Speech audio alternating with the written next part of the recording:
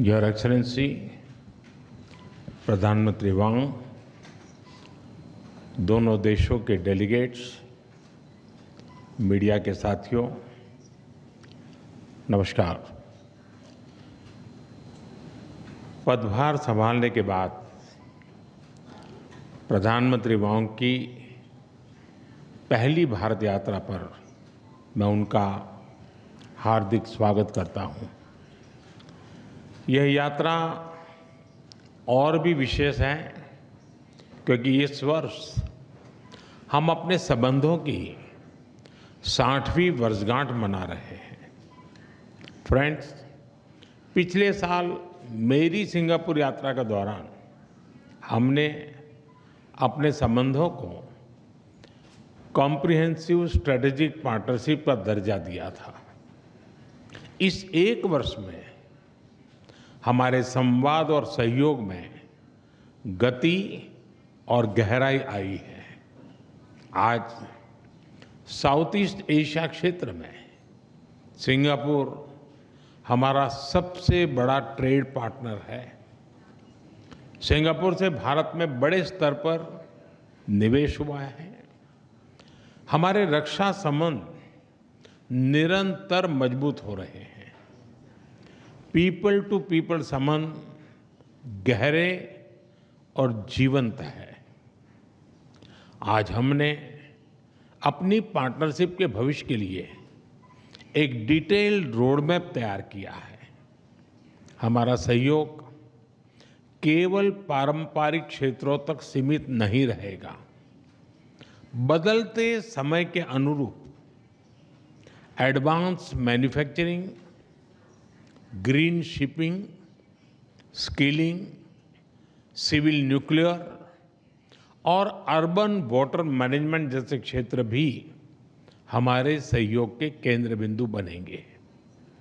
हमने निर्णय लिया है कि आपसी व्यापार को गति देने के लिए द्विपक्षीय कॉम्प्रिहेंसिव इकोनॉमिक कोऑपरेशन एग्रीमेंट और आसियान के हमारे फ्री ट्रेड एग्रीमेंट का समयबद्ध तरीके से रिव्यू किया जाएगा।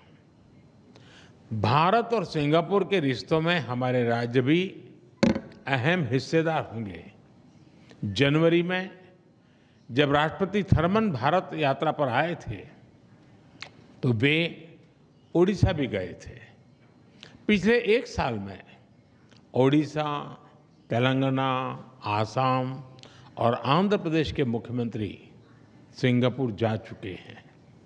गुजरात का गिफ्ट सिटी हमारे स्टॉक मार्केट को जोड़ने का एक और नया सेतु बना है। फ्रेंड, पिछले साल हुए सेमीकंडक्टर इकोसिस्टम पार्टनरशिप समझौते ने रिसर्च और डेवलपमेंट को भी नई दिशा दी है।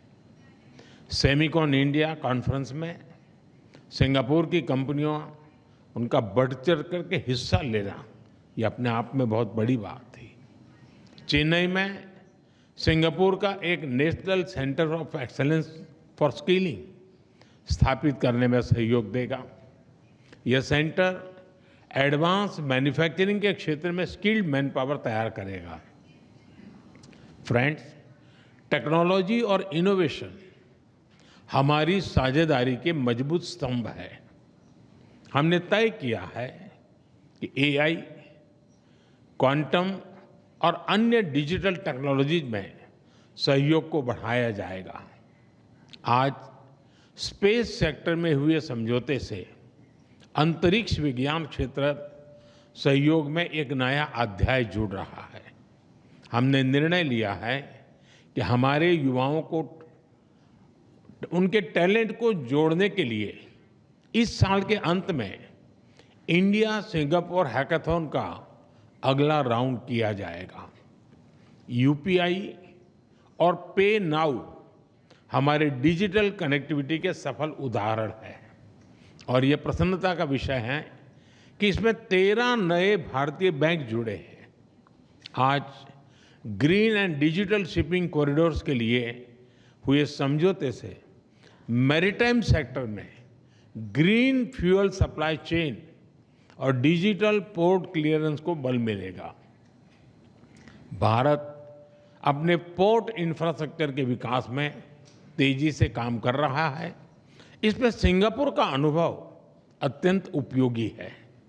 आज हमने सिंगापुर की कंपनी एसपीए इंटरनेशनल द्वारा विकसित Bharat Mumbai container terminal phase 2 का उद्घाटन किया।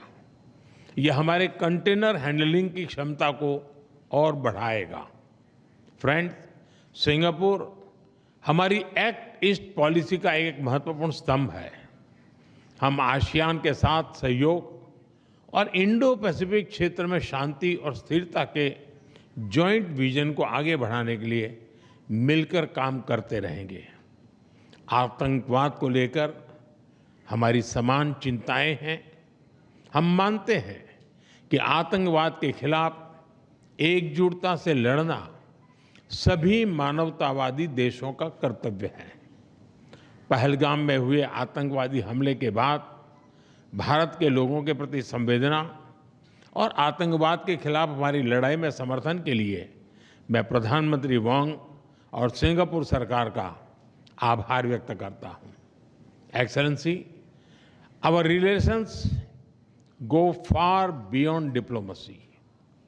This is a partnership with purpose, rooted in shared values, guided by mutual interest and driven by a common vision for peace, progress and prosperity.